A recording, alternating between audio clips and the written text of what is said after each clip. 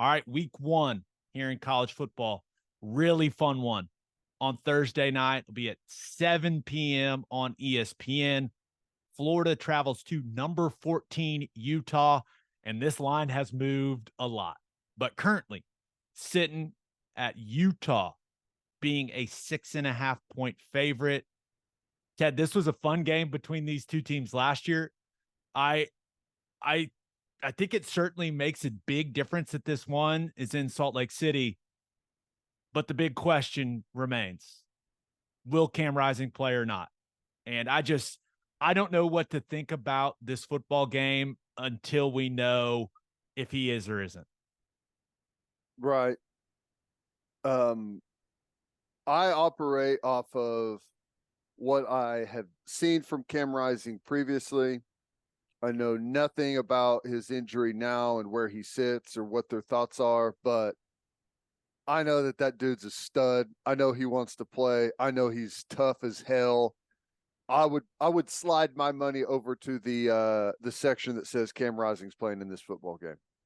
Yeah, it's almost to the point where I'm not going to believe he's not playing until I see someone else run out there for Utah at quarterback. That's right. Which I think says a lot about how much respect people have for him as a player and his toughness and just the way that he goes about it. Now, whoever's playing quarterback for him is going to try to find Keithy, the tight end. Guy's a stud, but they've got some question marks at wide receiver. And on the other side of things, it's an important year 2 for Billy Napier there at Florida. And I really wonder, how much is he going to put on Graham Mertz, right, in this game? I would anticipate them leaning on the running game with Trevor Etienne and Montrell Johnson. Like, they got two really, really dynamic backs. But here's where I'm at with this one. I'm going to need to see Graham Mertz go beat a good team on the road before I put any type of faith in him. It's just where I'm at. And I've got questions about Utah's defense. They were not the type of defense I expected them to be a year ago, right? They got some new faces. They got some things to figure out. But from a betting perspective, there's way too much unknown for me to touch this game. If Cam Rising doesn't play, I would not be surprised at all if Florida went and won. But I can't bet on Graham Mertz. There's just no way in hell I'm doing that. I'm just looking to be entertained with this one. Yeah. It's an interesting dynamic with this game. The way Utah lost it last year, I mean, if they play that game 10 times, Utah wins 9 of them, I can't believe that Florida can go out to Utah and beat them. I don't think Florida's very good. They've got some individual excellently talented players scattered throughout the roster, but to me, this is a style game, and Utah playing it at home. And you're right, defensively, they've got to get back to being able to control that defensive line, control the line of scrimmage, which is what got them to, be known for who they are defensively. But I don't know. I think the intimidation factor of playing like a big name like Florida may have been there a year ago, and I don't think it's going to be there at all this year, and it's going to change the way Florida attacks this game. Yeah. I'm excited to watch, but yeah, if Cam Rising plays, I love Utah. If he doesn't, I just don't want him to get hurt. I just don't want him to get hurt. That's the worst case scenario, right? Coming back that quickly from the ACL, going out there trying to be the tough guy, and then it going really wrong. Like, we all want to see Cam Rising play football this season, and as high of expectations as Utah has for the season, right? They've got to prioritize clearly his health, but also win in the Pac-12, right? You can't have him miss the entire year, right? So I think Kyle Whittingham and that staff are going to be smart, but I'm kind of just expecting both teams running a lot, just like kind of a bar fight type of football game. Be good. That's what I see. All right, moving on to the next game in what could be the most hype potential blowout we've seen in quite some time. Colorado going to number 17, TCU. TCU currently, depending on where you're looking at, a 20.5 or 21-point favorite. This game will be Saturday at 11 a.m. on Fox. This is big noon kickoff. And that it's going to be 100 degrees in Fort Worth. So you always got to factor that in. Brutally hot. There's no doubt about that. This game is interesting to me. I don't know where, like, TCU is one of the more difficult teams for me to place kind of in the Big 12 where they are.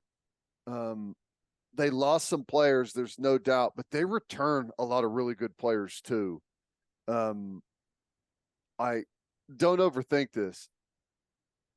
It's cool that Deion's at Colorado, and the thought of Colorado being back in the Big 12 is cool, and maybe being back to where they were as a top 25 type of team yearly is cool to think about, but they ain't there yet, and TCU is going to whip their ass in this game. I completely agree. Now, while I think Deion Sanders has upgraded the roster, I still think it's one of the worst rosters in the Power Five, maybe still the worst. And we're all interested in seeing Colorado play, right? With the way the Coach Prime has gone about flipping the roster, right? And I'm excited to watch Shedeur Sanders play. And I am for sure excited to watch Travis Hunter play and see how much offense he gets to play, right? Guy looks like he's going to be an elite corner, but he's made it very clear wants to play a little wide receiver as well. But I'm really going to be tuned in to see Chandler Morris and that offense for TCU going to be playing with a lot more tempo than what we saw from them last year in Kendall Browse's offense. Should be really fun to watch. And I'll go back to what Sonny Dykes told us at Big 12 Media Day. Said the wide receiver group is better. Sounds like they're going to move some offensive linemen around. Brandon Coleman, who was their right tackle, was their left tackle last year, a mountain of a man. Sounds like they're kicking him into left guard, and they're going to bring Coker, the right tackle, over to play left tackle. So you're going to have two just enormous dudes on the left side of the line. So if that ends up being the lineup, right, which I know that they have practiced with that lineup this week, I look forward to watching that. Yeah. And you look at the line they're going to have across board. I mean, Jeremy Clark, who does their 24/7 sports site, told me they're going to average about 6'6" and 330 across the board. Woo. So a lot of beef, large humans. That's a lot of beef for a fully dismantled and repurposed roster. Yeah. And this is kind of how I see this game going. I expect TCU to pull away in the second half and win big. Right? I don't think Colorado has the depth, especially in that type of heat. They've got some talent, but I think they're gonna run out of gas, and the Horned Frogs are really gonna separate in the second half and put it on them. Like that's kind of how I see this game going. But I'm excited to watch Morris. I'm excited, and I think that TCU defense is going to be better this season, despite losing guys like Horton and D. Winters. I think year two under Gillespie, they're just going to be a better unit, right? Play better team defense. So I kind of think Colorado's walking to a bit of a buzzsaw, and that buzzsaw also happens to be like in 101-degree heat. Yeah. I think we view this thing the exact same, except I think TCU is going to pull away on the second drive of the game. Oh, just straight come out and punch him right in the face. Mm-hmm. Is it weird that I want that to happen? It's nothing against Deion Sanders. I'm way higher on TCU than a lot of people. I am too. I've been slowly, the more I've looked at it, the more I've, really heard you talk about some of the guys that are coming back. Because I don't know why I thought they lost Hodge and Hodges at linebacker, but they're both back, which is that's a prediction from that game, is that Jamoy Hodge is going to do something to where it's going to set Twitter on fire. Now, hopefully he doesn't get kicked out of the game, but he's probably going to green dog and knock Shador Sanders into another dimension or something like that. And everyone's going to go, oh my, he's going to have one of those plays. Guarantee it. I guarantee it. Six for the Horned Frogs. Guy Yeah. is just a menace to society. Since Colorado announced that they're coming to the Big 12, it's only fitting that you have your quarterback sent out of the game by Jamoy Hodge. Right? That's how it goes. It's part of coming to the conference. Yeah, he is. He's fun to watch, man. But yeah, I'm really excited for that football game, mainly on the TCU side of things, right? Especially with the Sooners having them the last week of the season. All right, last game we're gonna hit. Big one. Marquee matchup. Number 5 LSU versus number 8 Florida State. LSU is currently a 2.5-point favorite. This is going to be Sunday Night Football. 6:30 on ABC. It's at Camping World Stadium, which is where OU played the Cheez-It Bowl. So we're familiar with now. It's going to be interesting to see what that crowd looks like.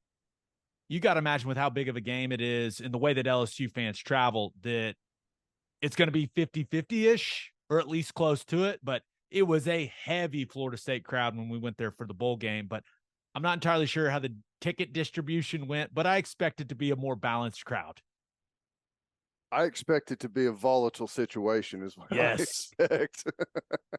Yes. with the night kick and the way Florida State gets it on pretty good as we witnessed down there. And LSU obviously has a reputation to uphold, so volatile situation. Yeah, that's a great way of putting it. Now, it's highly unlikely that we get something more dramatic than what we got last year in this game, right? LSU storming back at the fourth quarter, only get the tying PAT blocked, right? And that's how that one ended. But I'm expecting a really good football game. I am, and it's heavily influenced by what we saw in the Cheez-It Bowl. I'll be the first one to tell you I am not completely bought in on Florida State. I like Jordan Travis, but I don't love him. And even without Mason Smith available for LSU, I could see Harold Perkins and all those guys they've got in that front seven. I could see them causing some problems for Florida State's offensive line. And then on the flip side, I'm really excited to watch Jared Verse go against those tackles, right? Both of those guys that started as true freshmen for LSU a year ago, like watching Verse go against those guys who both project to be, NFL guys down the line. That should be a lot of fun. And then I could see Jaden Daniels. That's a fast track there down in Orlando. Jaden Daniels and his legs, that's an interesting wrinkle to this game. And Jordan Travis can run also. Mm-hmm. So both quarterbacks and what they end up doing with their legs, the damage they do as runners, I think that's going to be a big part of this football game. There'll be some talent out there in this game, isn't there? Individual talent. I'm curious to see what Jordan Travis and Johnny Wilson can do linking up. And let's not, Keon Coleman comes in from Michigan State. He was their best wide receiver. Everything I've listened to and read said that he just looks amazing in training camp for the Noles. So that's going to be a fun one, man. I think LSU, because I'm kind of the same way on Florida State, and maybe it's. Can I just say, I think I'm starting to develop a little SEC bias since we're going to the conference. I'm just going to be perfectly honest.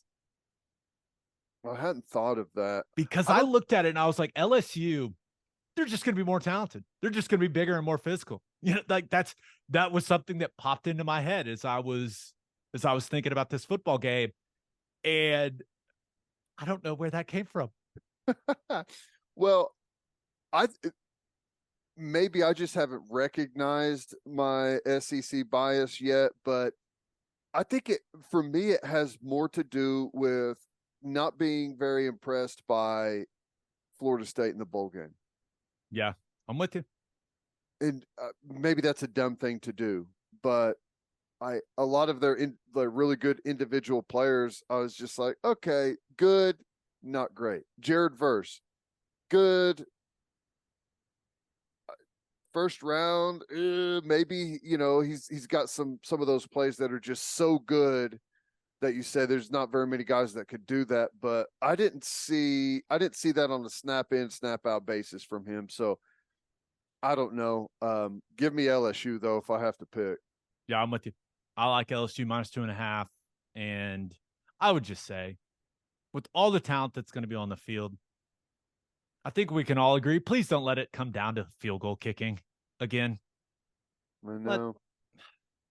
No offense to the kickers. I love kickers. They're essential to success. But when you get two teams, like you're getting a top 10 matchup, and these are two teams that a lot of people think have a very legitimate chance to go to the playoff and possibly make some noise. Let's decide it some other way than field goals, please. You know, I agree. And I don't know. I mean, unfortunately, it's part of the game. yeah, We have to live with it when it happens, but give us something dramatic. yeah, I'm with you. All right.